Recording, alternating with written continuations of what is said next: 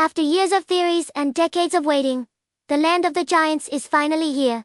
One Piece episode 1160 is a historic turning point. We've finally left the Block Kingdom diorama behind and stepped onto the true soil of Elbaf.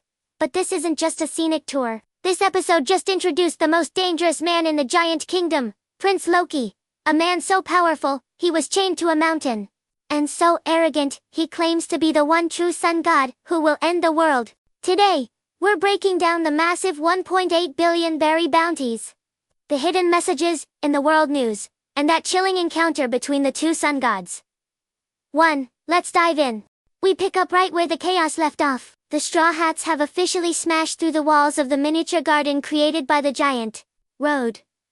As they step outside, the sheer scale of Elbaf is overwhelming. Toei animation really nailed the atmosphere. Here the vibrant colors of the Block Kingdom have been replaced by a cold, majestic, and slightly terrifying snowy wilderness. The group finds themselves on a rope bridge that is essentially a highway for giants, while Nami and the others are focused on finding the Thousand Sunny and the rest of the crew.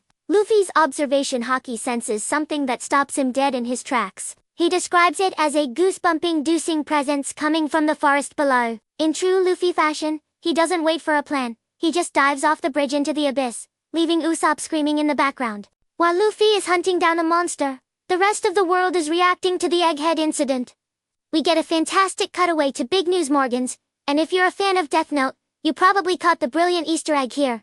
The way Morgans is feverishly writing the news is a direct visual reference to Light Yagami, complete with the dramatic pen flourishes. 1. The headlines are devastating. The world government has successfully framed Luffy for the murder of Dr. Vegapunk too, but the real shocker is the bounty reveal. Dory and Broggy, the legendary co-captains of the giant warrior pirates, have had their bounties updated for the first time in 100 years. 1.8 billion berries each. That puts them on the level of emperors, commanders. It shows how much the world government fears the return of the giant warrior pirates. Robin also notices something strange in the newspaper's photos of Luffy, in gear, fever sharp, clear X mark on his arm that wasn't there during the fight. This is a massive Chekhov's gun for the arc. Is it a signal, or is the news photo a complete fabrication? This episode also dropped a lore bomb regarding our favorite Straw Hat Grand Fleet member, Hajrudin. We learn that Hajrudin isn't just a powerful giant, he is actually the son of King Harold, the current ruler of Elbaf. This changes everything. It means the Straw Hats are technically allied with the Elbaf royalty. However, the giants explain that there is a deep shadow over the royal family. They speak of the accursed prince, who brought shame to the land. This builds the tension perfectly for what Luffy is about to find in the forest. The giants seem genuinely afraid of this name, and we soon find out why. Luffy lands in the underworld of Elbaf, a place where the sun rarely reaches. He is confronted by a pack of massive wolves, but before they can strike, a voice booms through the trees, scaring the beasts away. Then, we see him, Prince Loki. Toei did an incredible job with this debut. The music shifts into a dark, operatic theme that feels completely different from anything we've heard in the Egghead arc. Loki is physically massive, even for a giant, and he is bound by massive chains that are supposedly indestructible.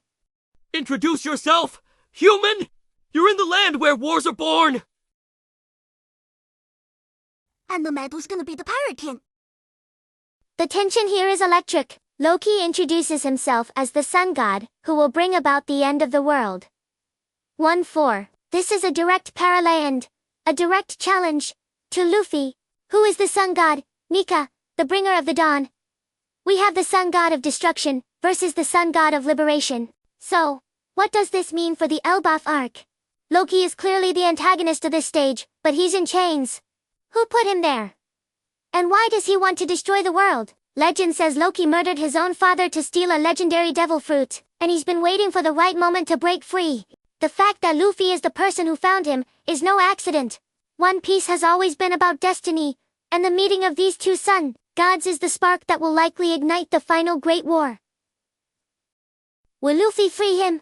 Or will they clash right here in the snow? One thing is for sure, episode 1160 has officially started the endgame of One Piece. Elbaf isn't just a kingdom, it's the final training ground for the Pirate King.